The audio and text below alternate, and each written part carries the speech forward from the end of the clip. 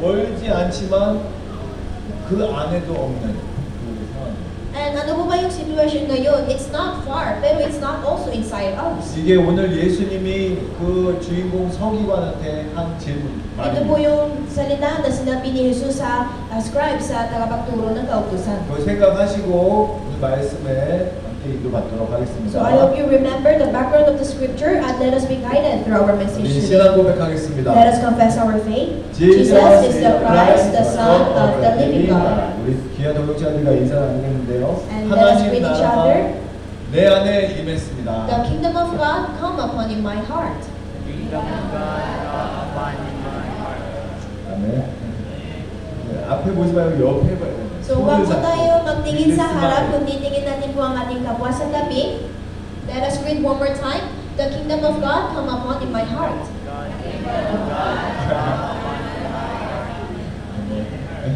예, 우리가 그렇게 바라던 천국이 내 안에 있다는 얼마나 기쁜 소식입니까? So how gaano ka masaya po ang mensahe na ito na kaharian ng Diyos na inasa natin ay nasa loob natin ngayon. 천국은 좋은데 옆에 있는 사람이 왼수 같습니까? So gusto niyo po ang kaharian ng Diyos pero mukhang kalaban niyo, kaaway niyo ba yung inyong katabi? 그래서 Is it because na hindi kayo mukhang masaya? 그건 아닐 텐데 왜 우리 디코니스 진키가 저쪽에 가 있죠 오늘? So alam ko hindi yan yung dahilan pero bakit si Deacon Jinky hindi katabi niya si Deacon Bentley ngayon? 어제 밤에 무슨 일이 있었습니까? So was there something? 자, 여기 너무 귀한 동역자들이에요. 옆에 있는 사람은. So ang ating katabi po, sila po yung pinakamahalagang co-workers. 아멘.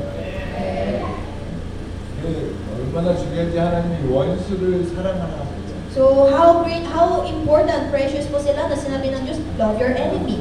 여러분 옆에 있는 분이 원수 같아도 왼수 같아도 사랑하시기 바랍니다. So kahit mukhang enemy at kawain niyo po kaaway ang iyong katabi, love them as God. 자, 그래서 우리 함께 오늘 좀 봅시다.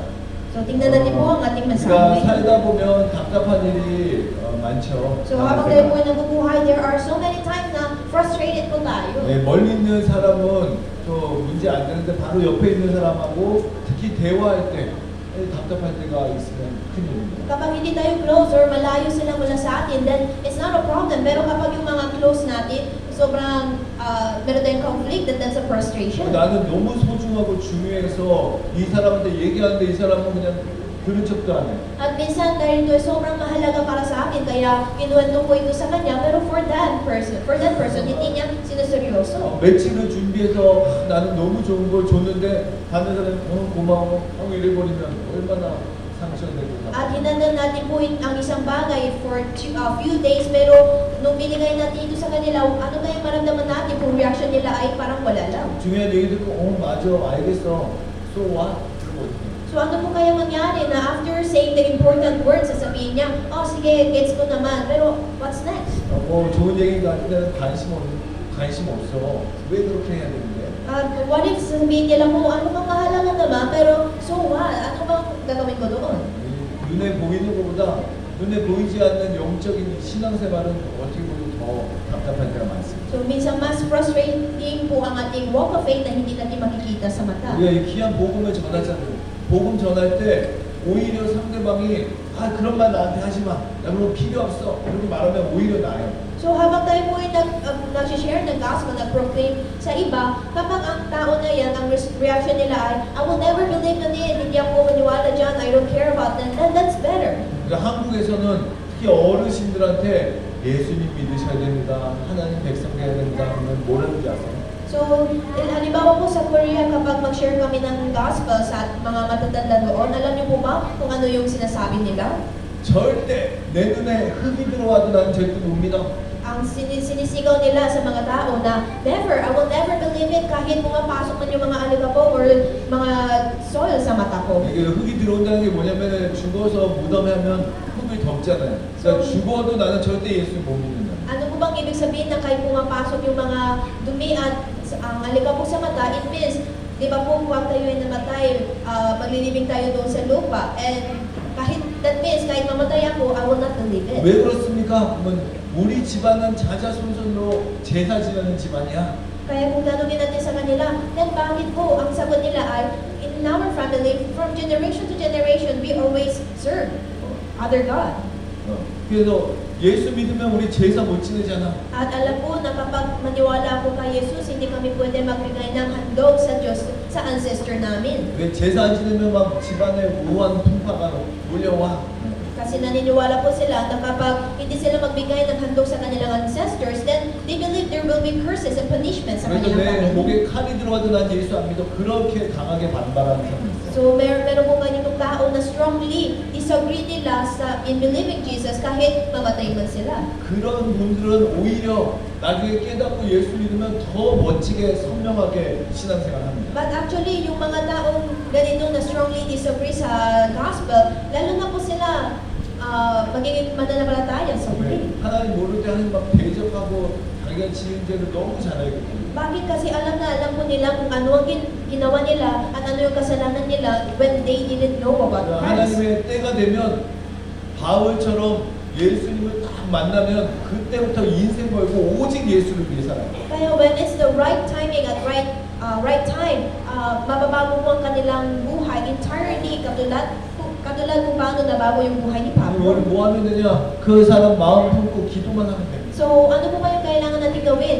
Ilagay lang natin po sila sa loob ng ating puso and let us pray for them. 근데 진짜 문제는 따로 있어. But there is the real problem. 아, 그분 너무 좋으신 분이에요. 나도 예수 믿어. Ang totoong problema dito ay yung mga tao sinasabi, yeah, he is so good and I also believe 아, in him. 나 예수 믿고 구원 받았어. At naniniwala ako kay Jesus at ako'y naligtas. 나 시대 살릴 전도자야. And I am the evangelist who will save this generation. 그렇게 말은 잘하는데 그 사람 삶을 보면 1%도 불신자와 틀린 게 없어. Yung mga taong ganito na mahusay po sila magsalita, pero when we look at their life, parang kahit 1% it's not related to the walk of 막 faith. 당황하고 막 혼란스러워지는 거예요. Kaya tayo po ay magugulat at magiging confused. 아, 뭐가 예수 믿는다는 거지? So ano bang ibig sabihin na, malilito po sila, ano bang ibig sabihin na believing in Jesus? 진짜 맞는지 하고 질문하면 대답도 척척척 잘해요. Kaya kung tanongin po natin sa kanila about Jesus, then they will also answer it well. 예수는 그리스도 왕 선지자 제사장.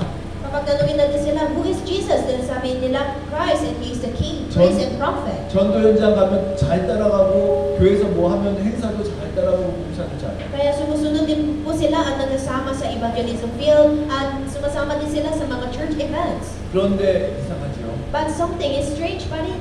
그 안에는 그 예수님이 살아계신 예수 생명이 안 들어있어요. Kasi kahit gaano sila masipag sa simbahan, hindi pa natin maramdaman ang buhay ni Jesus sa kanila. 나 예수님 잘 믿는다고 하는데 그 인생은 예수님에 의해 변화된 바뀐 흔적이 없어요. So they're saying that I believe in Jesus, pero hindi ko makita yung sign or remark na sila'y mananampalataya ni Jesus. 그래서 우리가 겉으로 보면 모르지만 영적으로 보면요, 그 안에 심령 속에 예수 생명이 흐르고 있잖아요. Kaya sa labas, hindi po natin ito mapapansin, pero kung tingnan natin dito sa spiritual na mata, we can see that there is no blood of Jesus flowing over 그러면 there. 비슷하게 흉내는 내지만 그 인생은 예수님이 주인된 인생, 예수님을 따라가는 인생이 될 수가 없어요. Kaya mukhang similar at ginagaya niya yung mga buhay ng mananampalataya, but actually, hindi pwede mabuhay yung life of Jesus in him. 그러니까 오히려 지식적으로 삶으로 이런 종교 생활로는 잘하는데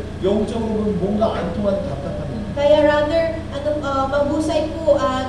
mahusay sila sa religious life, pero when it comes to the spiritual communication, hindi natin makausap sa kanila. 오늘 본문이 그 얘기를 하는 거예요. At yan po yung nag-asulat sa ating scripture. 뭔가 말은 잘하고 성경은 잘 얘기하는데 이 마음한 곳에 불편함이 계속 남아요. Na sobrang mahusay siya sa religious life and he has this knowledge, pero hindi pa rin connected ng ating 왜 puso. 그런지 그 말씀을 보고 거울 앞에서는 그런 시간 되시기 바랍니다. Kaya umasa ko po na sa magitan ng ating mensahe ngayon, maunawan niyo po kung bakit at i-reflect natin ang ating sarili like it's the mirror. 우리 신앙의 민낯을 봐야 거울을 통해 봐야 여기 뭐 오물이 있으면 다 이렇게 Dapat tingnan natin ang ating sarili, ang ating tunay na kalagayaan para malalaman natin kung may dumiman or may maling ginawa tayo. 너무너무 아름답고 화장도 이쁘게 하고 미소가 너무 아름다운 여인이 있는데 So may isang babae na napakaganda siya, sobrang maganda siya, and her smile is so pretty too. 그 여인이 날 보고 씩 웃었어. 쓱 스마일을 했어. At biglang nag-smile siya sa akin. 근데 그 이빨 사이에 고춧가루가 꼈어. So, pero what if may nakaipit sa kanyang ngipin doon? 얼마나 안타까워. So, how awful, tapos how naawa po tayo sa kanya. 말을 해주고 싶은데 차마 말을 못해. Kasi gusto natin sabihin na there is something in between your teeth, pero hindi natin siya kayang 근데 sabihin. 조용히 거울을 딱 보여주면 But silently, pwede natin iabot yung mirror sa 그 kanya. 말씀이 우리의 심령을 비추는 거울이 되시길 바랍니다. Kaya umasa ko po ang sana ang salita ng Diyos ito pong magiging salamin na i-reflect natin ang ating espiritual na state. 근데 왜 웃지를 않죠? Pero bakit hindi po kayo na-smile? 거울을 보면 딱 웃을 줄 알았는데 되게 진지하게. So kala ko kapag makikita natin yung salamin, I thought you were gonna smile. 다들 자기 얘기인 줄 알고 막 심각하게 받아요. Or nasa seryoso po ba kayo dahil ito yung kwento nyo? 릴렉스 하시죠. So I hope you relax yourself. 그래서 어쨌든 우리가 예수 생명을 얻고 예수의 마음을 품은 말투스로 하나님 앞에서는 귀한 시간 되시길 축원합니다. Kaya pinapala ko po na ito ang maging mahalagang oras na tumayo po tayo sa harap ng Diyos habang ikukuhan natin ang life of Jesus and stand as martyrs who has this life. 아멘. 자, 첫 번째인데요. 정답은 있는데 변화가 없어요. So first of all, there is an answer, there is a right answer, but there's no 오늘 changes. 본문에 보면 서기관이 등장하고 있고요. So sa ating scripture po ngayon, lumalabas po ang isang tagapagturo ng 지금 kautusan. 보시면 대학 교수보다 더 성경을 잘하는 성경 박사였어요. Kaya sa panahon ngayon, pwede natin siya i-compare as a scholar or isang professor who knows well about the Bible. 예수님이 바리새인, 사두개인, 헤롯 당하고 누구와 얘기해도 막 척척척 대답 잘하니까 질문을 하시는 거예요. At dahil si Jesus sobrang sumasagot siya ng mahusay sa lahat ng mga tao ng Pharisees or Sadducees or Herods, kaya ito yung tinanong niya kay Jesus. 그 귀한 하나님의 계명 중에 첫째 되는 계명이 무엇입니까?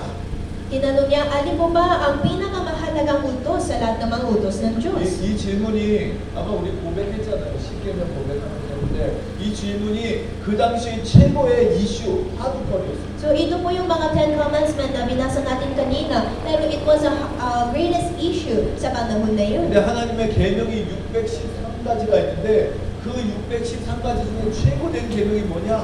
그걸 갖고 맨날 싸우는 게 학자들이 하는 이야기예요. Kasi noon sa mga Jews, meron po silang 613 different kinds of laws, pero ito yung mga topic, controversy ng mga scholars kung ano yung pinakamahalaga doon. 그 질문을 받고 예수님이 한 말씀이 대답이 이구절입니다. At ito po yung verse na sinabi ni Jesus as an answer of that question. 29절에 이스라엘의 심장 같은 말씀을 해주십니다. So sa verse 29, sinabi niya po ito like the heart of the Jews. 그 신명기 6장 4절에 이 쉐마 이스라엘아 들으라. Ito ay parehas sa Deuteronomy chapter 6 verse 4 na Shema, listen to me. 우리 함께 읽어볼까요? So basahin po natin sabay-sabay. Hear, Hear, O O Israel, the Lord our God, the Lord is one. Love the Lord your God with all your heart and with all your soul and with all your mind and with all your strength. 31절 And verse 31, the second is this, love your neighbor as yourself. There is no commandment greater than this. 이 말씀 우리 십계명 하면서 우리 인도자가 계속 읽어주잖아요. So ito po, alam po natin ito yung last verse ng ating Ten Commandments. 하나님이 명령하신 최고의 계명이 뭐라고요? So what is the greatest commandments of God? 첫 번째, The first, 하나님을 사랑. love your God. 두 번째, And second, 내 이웃을 내 몸과 같이 사랑해라. love your neighbor as yourself. 이게 하나님 주신 최고의 계명. And ito po yung pinakamahalagang utos ng Diyos. 그리고 이 계명 붙잡고 계명대로 사시기 So 바랍니다. nahawakan niyo po ang utos na ito and live according to this commandment. 아멘. 근데 아무나 이렇게 살 수 없어요. Pero hindi po kahit sino pwede mabuhay ng ganito. 하나님의 큰 사랑을 받은 자만이 사랑에 반응해서 이렇게 살아갈 수 있는 거예요. Only the one who received the greatest love of God pwede mag-response at react sa kanyang pag-ibig at mabuhay ng ganito. 이 내용을 예수님이 서기관한테 얘기한 거예요. At ito yung sagot ni Jesus sa tagapagturo na ito. 뭐 되게 특별하고 뭐 참신한 그게 아니라 이스라엘 백성은 누구나 어렸을 때부터 수천 번 암송한 그렇지만 가장 중요한 그 말씀을 한 겁니다. Ang sagot ni Jesus, hindi po siya something special or unique, kundi ito yung salita na alam ng lahat ng mga Jews. At ito po yung verse na sa ulo nila nung bata pa. 그러니까 32절에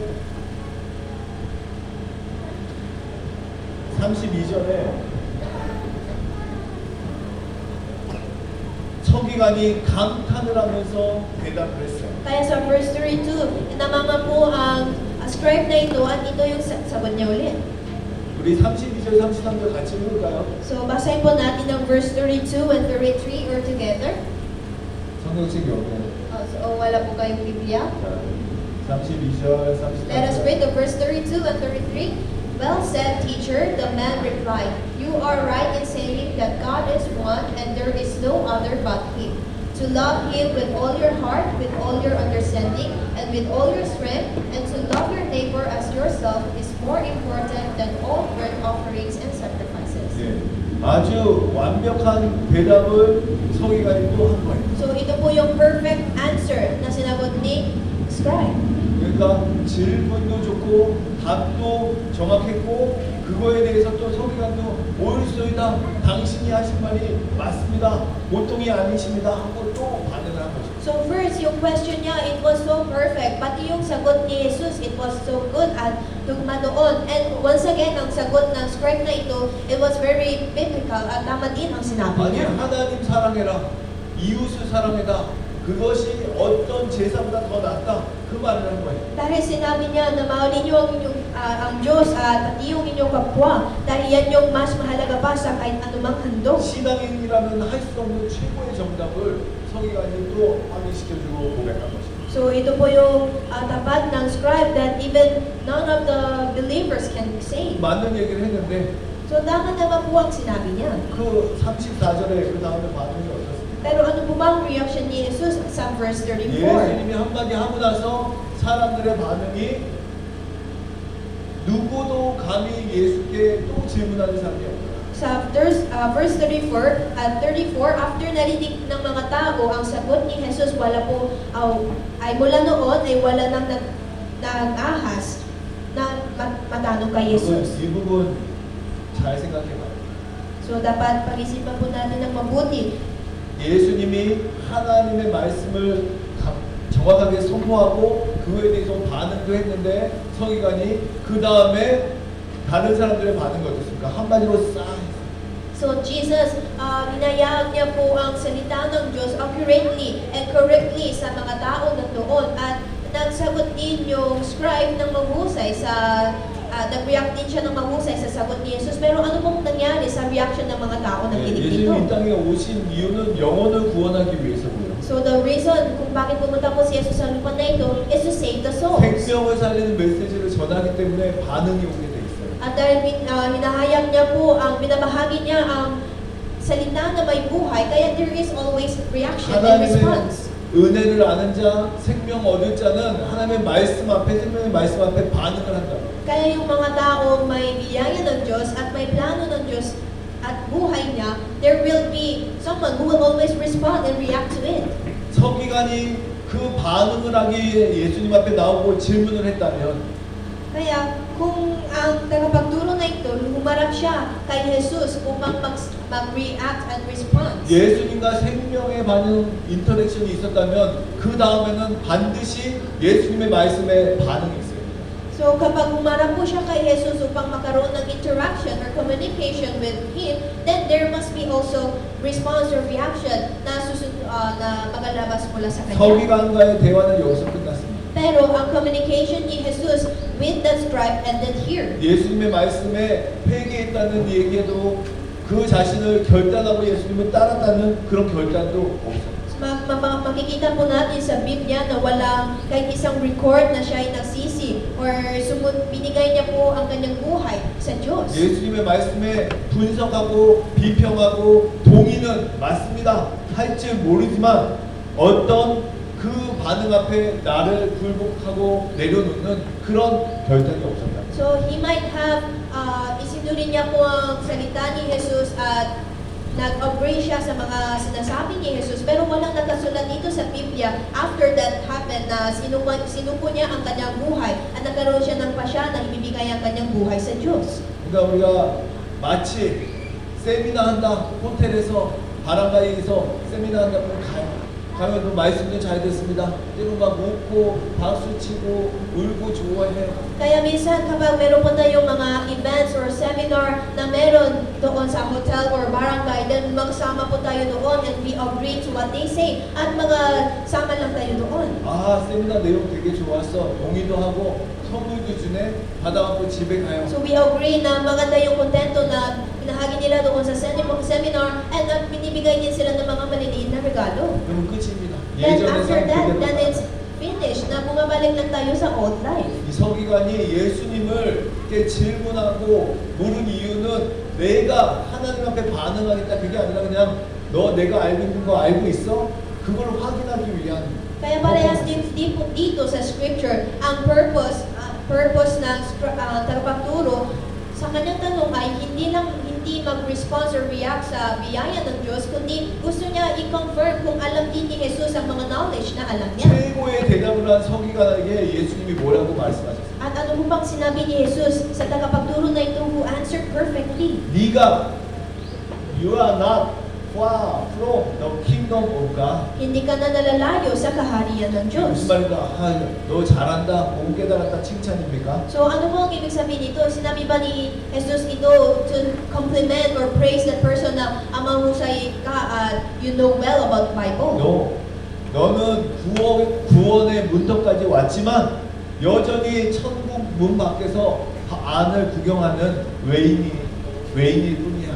So hindi po kundi ang purpose ni Jesus sa salita na ito ay nagarating ka hanggang sa pintuan ng kaharian ng Diyos, ngunit hindi ka makapasok kundi nakamasid ka lang sa kaharian ng 이 Diyos. 서기관은 성경도 잘 알고요. 예수님의 질문에 정답도 잘 말했는데 So yung tagapagturo na ito, marami siyang kaalaman tungkol sa Bible and he perfectly answered to the answer of Jesus. 그것이 다인 걸로 착각하고 그것 때문에 하나님 나라 앞에서까지만 서 있지 들어가지 못합니다. Pero ito yung misunderstanding ng tagapagturo na ito na akala niya hanggang dito lang ang sagot at hindi siya makapasok doon sa loob ng kaharian ng Diyos. 예수 그리스도를 모르고 그냥 지식적으로 알고 생명과 상관없으면 우리도 그렇게 살 수밖에 없습니다. So parehas din po ang mangyayari sa ating buhay kapag naunawa lang natin si Jesus as a knowledge and as a wisdom, but 우리 not as life. 신앙생활은 어떻습니까? So how about our walk of faith? 어떻게 보면 어렸을 때부터 교회를 다녔기 때문에 교회 생활은 너무 잘 알아요. So baka dahil nung bata pa tayo po ay nagsimba, kaya alam natin yung mga buhay dito sa loob ng 또 simbahan. 많이 알고 있는 뭐 상황과 뭐 성경 그런 지식이 갖고 있지만 그게 곧 하나님의 구원과 일치되지 않습니다. At meron din po tayo mga kaalaman at maunawaan tungkol sa salita ng Diyos, tungkol sa Biblia, but it doesn't really relate it to our life. 많은 경험과 지식이 있어도 하나님과의 생명적인 관계를 맺고 나야 그 지식이 생명의 말씀으로 다가옵니다. Pero kahit gaano karami po tayo, meron tayong mga knowledge or wisdom tungkol sa Bible, dapat i-apply natin siya sa ating buhay. 성경 박사인 서기관의 그 지식과 정답에 가까운 고백이었지언정 생명과 상관없으면 구원과 상관없는 것입니다. Kaya kahit ito po ang perfect and accurate answer at agreement mula sa tagapagturo na ito, kapag hindi na talaga naunawaan ang purpose na karya ng Diyos, then hindi din siya makapasok 그걸 doon. 어떻게 압니까? Then how will we know? 결국에는 나중에는 우리의 구원의 주체이신 예수 그리스도를 배척하고 배신하게 됩니다. Sa ang mga ganitong buhay, sa huli, makikita po natin that they will reject and they will neglect about Jesus. 그러니까 우리가 끝까지 하나님 앞에 갈 때까지 보는 겁니다, 진짜. Kaya hanggang harap po tayo sa kaharian ng Diyos that we must see that person. 진짜 내 안에 생명으로 예수님과 함께하고 있는지. So we must check ourselves din kung kasama ba si Jesus Cristo sa atin bilang buhay. 그럼 우리가 어떻게 하라고? Ano bang gagawin natin after that? 두 번째, 사랑하라는 그 계명 속에 다 있습니다. So So, lahat po ng sagot ay nasa loob ng isang commandment na love. 사랑은 하나의 지식과 이론이 아니라 우리 삶의 반응이기 때문에. Dahil ang pag-ibig, hindi lang po siya isang knowledge or understanding, kundi ito po ang ating heart. 오늘 말씀하신 toward 하나님 others. 사랑, 이웃 사랑, 그것은 하나의 그냥 철학이나 디렉션이 아니라 구원받은 자의 삶의 내용이요, 행동입니다. So, 에너지입니다. Ang pag-ibig, the love toward God and love toward neighbor, ito po ang isang kontento ng ating buhay bilang naligtas. 그래서 30절에 보면 네 가지 영역에 대해서 구원받은 자의 삶은 이렇게 산다 말을 해주신 거예요. Kaya sa verse 30, makikita po natin na ito ang buhay ng anak ng Diyos in 4 parts. 마음을 다하고 뜻을 다하고 목숨을 다하고 힘을 다하여 하나님을 사랑하라. Ibigin mo ang Panginoon mong Diyos ng buong puso, buong kaluluwa, buong pag-iisip, at buong lakas 그러니까 mo. 마음을 다한다는 건 성경적으로 볼 때 나의 감정, 나의 선택의 중심에 항상 하나님입니다. So ano po mang ibig sabihin na ibigin natin ng Diyos na may buong puso? It means biblically lahat po ng ating emotions or center sa ating decision ay dapat si Jesus Cristo. 기분 좋고 응답받을 때만 하나님 사랑합니다. 그게 아니라 어떤 상황과 상관없이 내 의지, 하나님을 사랑하겠다는 의지의 운전대를 하나님께 맡긴다. It means hindi lang po tayo sabihin na mahal po ang Diyos nung tayo ay masaya at maganda ang ating pakiramdam, kundi every moment sa bawat decision dapat ibigay natin ang handle ng ating heart at buhay kay Jesus. 목숨을 다하고 두 번째, 그건 말 그대로예요. At pangalawa, buong kaluluwa mo. 내 생명, 그 시간과 우선순위 하나님께 드린다. So ito po ay literally itself na lahat ng ating buhay, our time and priority, ibibigay po sa Diyos. 내게 주어진 24시간, 그 시간의 주인도 하나님이십니다. So the 24 hours na nabigay sa atin, ang Panginoon po sa 24 hours, it's you also, Lord. 뜻을 다하고 So with all your buong pag-iisip. 내 생각하는 거, 판단하는 기준도 하나님의 것입니다. So all my thoughts and decision and discernment, ito po ay lahat sa Diyos. 내 지식과 경험이 아니라 하나님의 말씀이 기준이 되고 그것을 향해 나가겠습니다. So it's not our knowledge or experience, kundi ang salita ng Diyos, ito ang magiging standard sa aking decision. 그리고 마지막으로 힘을 다해요. And lastly, with all your strength. 내 경제적인 자원, 노동의 에너지 모든 거 가지고 하나님 사랑하겠습니다. So kasama po ng lahat naman ating financial na yaman at ang maging lakas, labor sa ating pagkagawa, yan po ay ibigay sa Diyos. 만일 너네가 구원받기 위해서 이렇게 해야 된다. 그럼 모든 사람은 구원은커녕 정죄 안에서만 눌려 있어요. Kapag ito po ang magiging kondisyon sa kaligtasan, dahil lahat po ng tao ay nasa loob ng kahirapan, pagkagawa at lahat ng mga conception sa iba. 또 이렇게 하는 기준 잡기도 어려울 것입니다. At kapag ito ang gagawin natin at maging standard, then mahirap isunod 근데 dito. 이 마음과 뜻과 정성과 모든 걸 다해서 하는 것은 구원받은 자의 당연한 반응인 것입니다. Pero lahat ng apat na nabanggit dito with all your heart, mind, soul, and your strength, ito po yung natural response or reaction ng mga tao na ligtas. 하나님이 먼저 날 사랑하셔서 당신의 생명을 바쳐 나를 구원했다. 그 감사가 있었을 때 나도 생명 바쳐 하나님을 사랑합니다. 반응이 나오게 됩니다. Nung nagkaroon po tayo ng pasasalamat sa kaligtasan ng Diyos na binigay niya sa atin sa magitan ng kanyang pag-ibig, then naturally, makaroon din po tayo ng ganitong expression and apply it in our life. 그래서 성경도 33절에 보면 전제로 드리는 모든 번제물과 기타 제물보다 이 사랑이 낫다고 고백을 한 것입니다. Kaya nakasulat din po sa verse 33 na higit na mahalaga ito kaysa magdala ng lahat ng handog na susunugin at iba pang mga alay. 왜? 율법의 완성이 바로 이 하나님을 사랑하는 겁니다. Bakit po ba? Dahil completion ng ating utos ay pag-ibig sa Diyos. 근데 이 정작 서기관은 그걸 알고 고백하지만 그 사랑 앞에 쓰지 못했어요. Pero yung tagapagturo na ito, kahit alam niya ito at sinabi niya ito sa bibig, pero he couldn't really apply it in his life. 이 사랑을 하려면 먼저 부딪히는 게 있어요. 나한테. Dahil upang ibigin natin po ang Diyos at kaluluwa at ibang kapwa, there is one thing that blocks us. 전능하신 하나님의 은혜와 사랑 앞에 내가 먼저 보이고 내가 드러나는 것입니다. Dapat makita po natin ang ating sarili at i-reveal natin ang ating sarili sa harap ng pag-ibig at biyaya ng 내가 Diyos. 정말 죄인이구나. 내 힘으로 할 수 있는 게 아무것도 없구나. 하나님을 사랑하는 것도 내 힘으로 절대 못하는구나.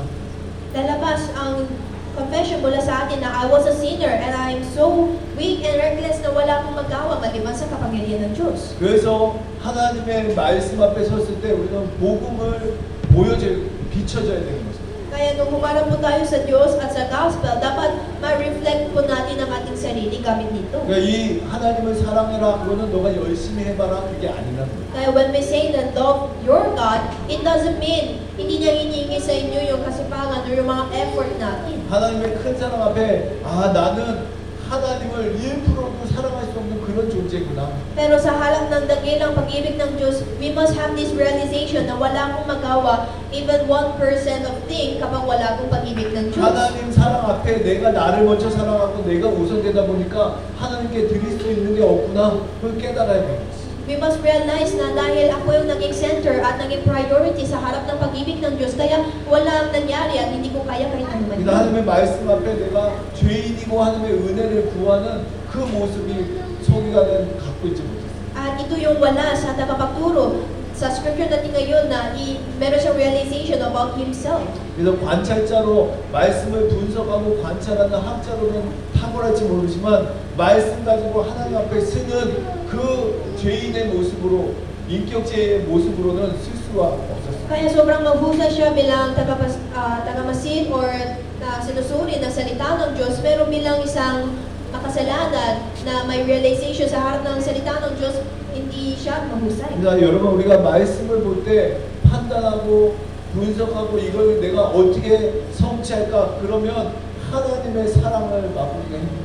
Kaya sa harap mo ng salita ng Diyos, kung palagi natin isipin kung paano natin ito i-judge or isusuri, then wala po tayo matatanggap or maunawaan ng biyaya ng Diyos 이 mula 모든 dito. 말씀을 아무리 지키려고 노력해도 나는 절대 할 수 없는 무능한 죄인이구나. 어떻게 하면 좋습니까? 깨달음이 은혜의 시작인 것입니다. Dahil ang realization na kahit ano man gagawin ko at kahit ano man gagawin ko kapag hindi ko siya ma-apply sa aking buhay at ako yung makasalanan, that realization yan po yung isa ng biyaya ng Diyos. 그때 네가 할 수 없는 걸 내가 하겠다 하고 보내주신 예수 그리스도가 드디어 나의 구원자로 나의 보호자로 와닿는 것입니다. And after that realization, finally, ma-adopt natin ang Diyos bilang Panginoon who guides in 이 every 하나님의 step. 말씀을 가지고 하나님과의 생명의 관계를 갖지 못한 서기관에게 예수님은 하나님 나라가 멀지 않다라고